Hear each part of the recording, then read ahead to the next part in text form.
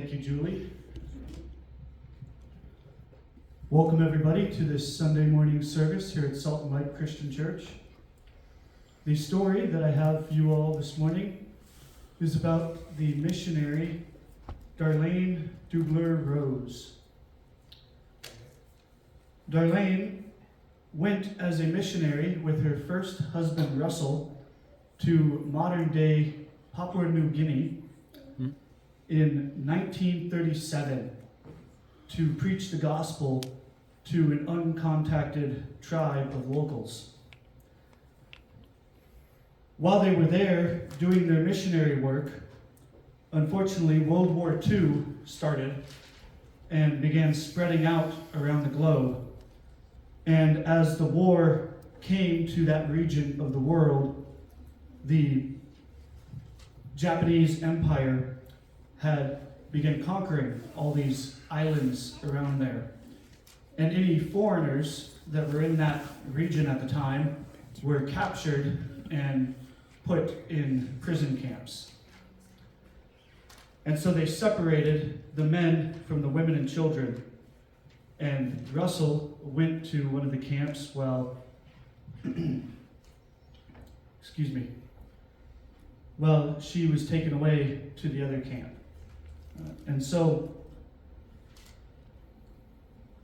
Darlene struggled on her own in this prison camp for months before being given the news of her husband's passing. And at the age of 26, she became a widow. However, despite these circumstances that were beyond her control, she continued her work as a missionary in this prison camp. She encouraged her fellow prisoners and preached the gospel to them, even to the guards of the camp themselves, to the point that she had a hand in the conversion of the head guard over that entire camp. However, during this time, the higher-ups in the Japanese military thought her to be an American spy, and so they took her to a maximum security camp where they began torturing her, essentially. And she had to go through periods of starvation and beatings while they questioned her relentlessly. However, throughout this suffering, she never relented on her faith or her work as a missionary.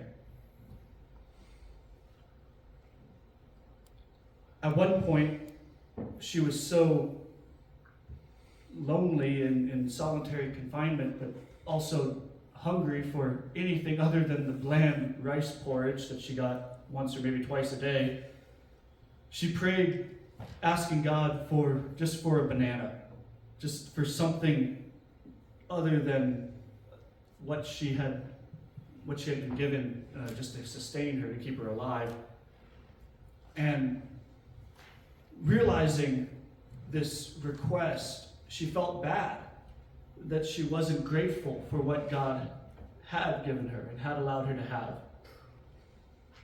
And so she asked God in prayer for forgiveness for being ungrateful for her circumstances. However, despite this, the same head guard of the first camp she was in ended up getting word about her treatment in this maximum security camp. And he came to visit her. And he just so happened to bring her as a gift a bunch of bananas. It's funny how God works. Eventually, before she was slated for execution, for some reason, we aren't 100% sure, she ended up being released and sent back to the lower security camp, most likely in part due to the head of that camp, who she had fostered a relationship with. And shortly after that, as the war was coming to an end, she was liberated. and able to move back to the U.S., where she remarried, hence her 2 last names. However, she continued to feel the call of a missionary and had such a heart for the people that she went and preached the gospel to, that she convinced her husband to go with her back to Papua New Guinea to continue the missionary work she had started so many years ago.